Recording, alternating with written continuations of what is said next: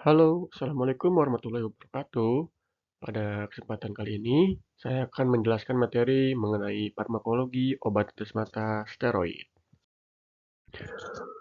Pada farmakokinetik obat tetes mata, obat mata umumnya diformulasikan sebagai obat tropikal, injeksi konjungtiva, subtenon, dan retrobulbar.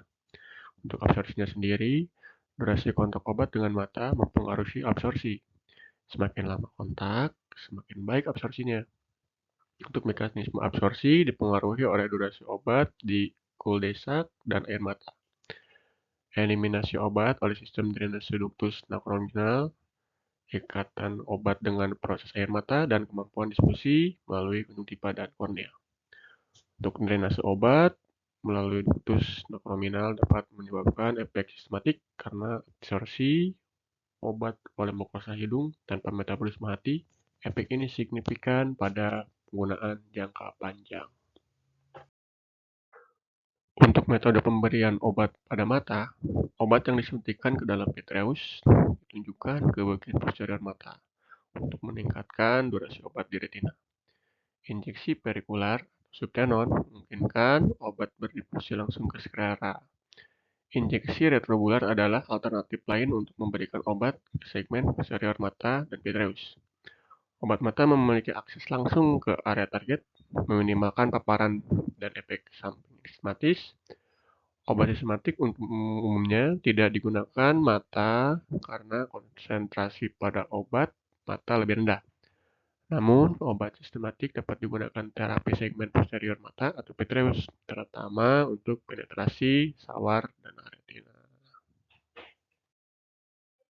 Untuk distribusi obat topikal pada mata, obat topikal dapat memiliki efek sistematik jika diserap oleh mukosa hidung, dan efek lokal jika diserap oleh kornea atau konjungtiva. Setelah diserap kornea, obat terakumulasi di humor aqueous dan distribusikan ke struktur mata secara sistematik melalui anyaman trabekula. Distribusi obat dapat dipengaruhi kemampuan obat berikatan dengan jaringan. Afinitas ikatan yang tinggi memperlambat eliminasi obat. Pola distribusi obat membentuk gradien konsentrasi tertinggi di kornea, lalu konjungtiva, humor aqueous, iris corossilaris, lensa, vitreus, koroid, dan retina. Obat topikal umumnya tidak mencapai dosis terapi yang cukup di segmen posterior mata, kecuali diserap melalui kornea dan diedarkan kembali dari sirkulasi sistemik ke retina atau koroid. Sementara untuk metabolisme obat tetes mata tidak dimetabolisme di hati. Badan siliar adalah sumber utama enzim yang memetabolisme obat mata melalui dua fase, reaksi metabolisme untuk detoksifikasi dan eliminasi obat. Enzim-enzim ini penting karena produk oksidasi lebih reaktif dan toksik. Konjugasi pada reaksi fase 2 dibantu oleh enzim detoksifikasi, sirkulasi UVA atau iris badan siliar koroid cepat mengeliminasi hasil konjungsi. Metabolisme obat menjadi bentuk inaktif terjadi di prekornea, kornea dan humor aqueous. Granul melanin pada epitel corossilaris berpigmen menyerap dan menyimpan komponen folik untuk metabolisme dan eliminasi. Untuk ekskresi obat mata, drainase humor aqueous melalui anyaman trabekula adalah rute utama ekskresi obat tetes mata. Humor aqueous mengalir melalui kanal iskal, vena episcalar, dan akhirnya ke sirkulasi sistemik. Humor aqueous mendistribusikan obat ke struktur mata lain setelah melewati kornea. Distribusi dan eliminasi obat terjadi melalui dua rute, retina dan humor aqueous. Nah, untuk skema farmakokinetik obat mata, obat diserap melalui kornea dulu dan berakhir di rute anterior ke bilik mata posterior. Untuk selanjutnya, saya akan menjelaskan apa itu bioavailabilitas. Bioavailabilitas adalah jumlah obat yang mencapai reseptor di tubuh atau kecepatan dan luas substansi aktif obat bekerja di tempatnya. Obat harus menembus lapisan hidrofobik dan hidrofilik kornea. Steroid ideal memiliki sifat bifasik atau polaritas ganda, dapat dimodifikasi dengan mengubah basa steroid, derivat asetat, dan alkohol bersifat lipofik atau larut lemak, garam natrium fosfat bersifat hidrofilik atau larut air. Perubahan basa steroid mempengaruhi penetrasi metabolisme dan formulasi obat. Untuk garam hidrofilik diformulasikan dalam larutan, derivat lipofik dalam suspensi atau salep.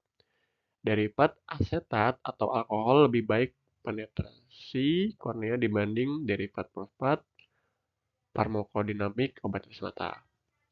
Nah, untuk farmakodinamik adalah ilmu yang mempelajari efek biokimia dan fisiologis obat serta mekanisme kerjanya. Mencakup proses seluler setelah obat berikatan dengan reseptor.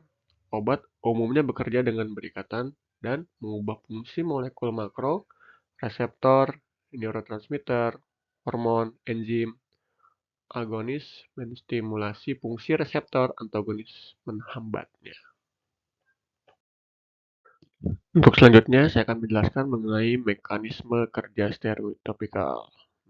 Inflamasi mata diobati dengan obat topikal, injeksi lokal, implan okular, atau sistemik. Kortikosteroid topikal mencegah atau mengurangi inflamasi akibat trauma.